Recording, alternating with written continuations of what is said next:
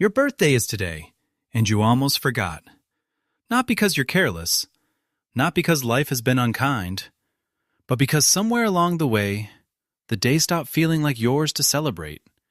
No countdown, no excitement, no special breakfast, or carefully crafted selfie with a candlelit cake. Just another day. You brush your teeth, put on your clothes, check the weather, and slip into the rhythm of life without announcing a thing. And if no one remembers, if no message comes in, you won't flinch. Most people find this strange, but you don't, because somewhere between childhood and adulthood, you learned something about birthdays that most people never did. And that's exactly what this is about. If you've ever moved through your birthday like it was just another Tuesday, stay with me, because what comes next might be the thing you've never had words for. Here's what happens inside you when your birthday arrives. A quiet part of your mind starts looking back at how much has changed, at who's missing this year, at the version of yourself you hope to be by now, and the distance between that version and the one standing here today. That kind of reflection isn't comfortable, especially not on a day that's supposed to feel celebratory. So instead of sitting with it, you do something simpler.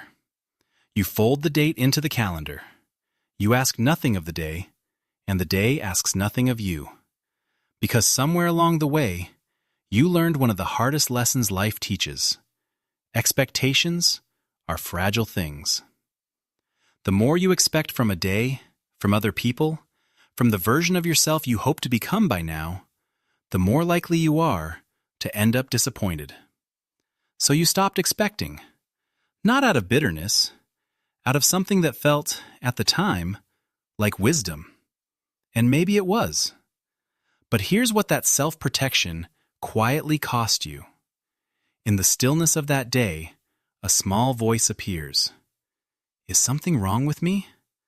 Why can't I just enjoy this, like everyone else? You don't say it out loud. You've probably never said it out loud. But you felt it, more times than you'd like to admit. And psychology has a name for what you built. Not a diagnosis, not a label, just an explanation. When we're young, birthdays aren't just celebrations, they're experiments. Every year, without realizing it, a child is running a quiet test. If I need something today, will the people I love show up for me? For some children, the answer is yes. Consistently, warmly, reliably, yes. And those children grow up believing that being celebrated is safe. That wanting things from people is safe. That needing to be seen is safe. But for others, the answer was more complicated. Maybe the people who were supposed to show up didn't. Maybe they showed up, but not in the way that felt real. Maybe the celebration happened, but something underneath it felt hollow, performed, like everyone was going through the motions of a script they didn't write. And a child who experiences that doesn't think, the adults around me are struggling. A child thinks, maybe I'm not worth the effort. Psychologists call this emotional conditioning, the slow, invisible process by which we learn what to expect from the world and adjust ourselves accordingly. If celebrating, you felt uncertain, you learned to need it less. If being seen felt risky, you learned to stay small. If wanting something meant getting hurt, you learned that wanting less was the safest way to live. And here's the part that matters. None of that was a choice.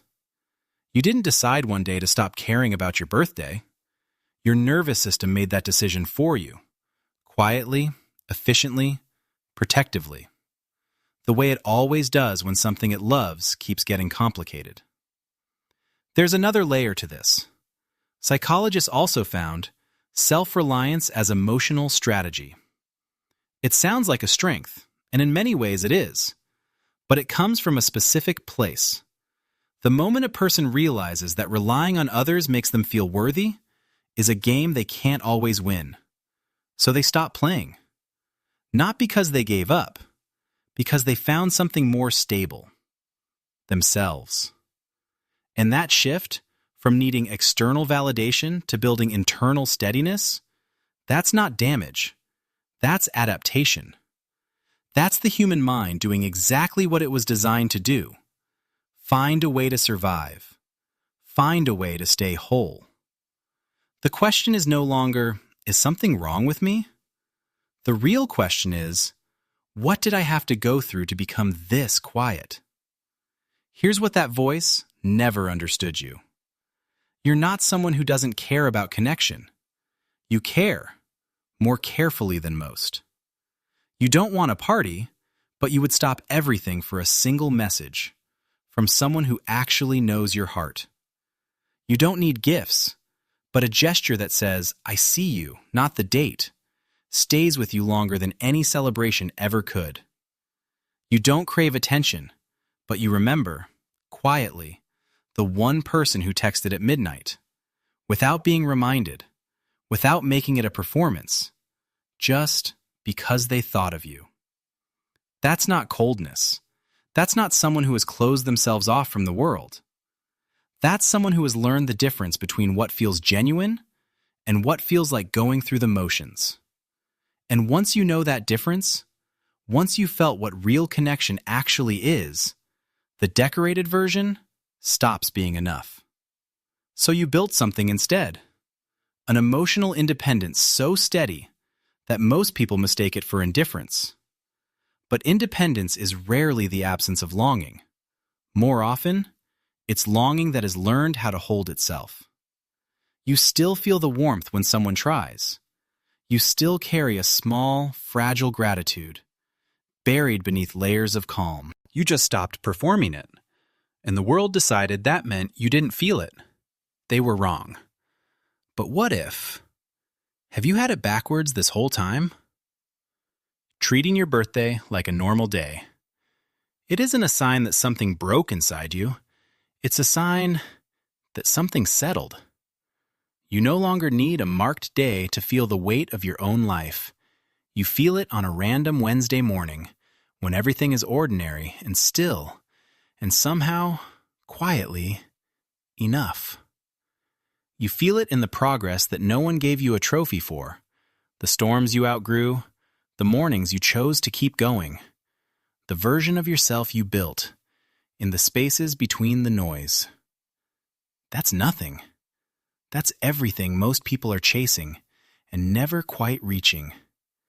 While the world rushes to make one day extraordinary, you've been learning how to find meaning in every ordinary day that came before it. And a person who can do that doesn't need confetti to know their life is full. So if your birthday passes quietly this year, if it blends into the morning like any other sunrise, don't mistake the silence for emptiness.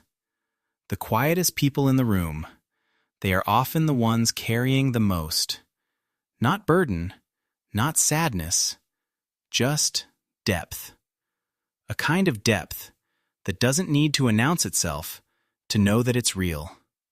So here's to you, the version that shows up for yourself every day without needing the world to notice. Happy birthday, even if you'd never say those words out loud.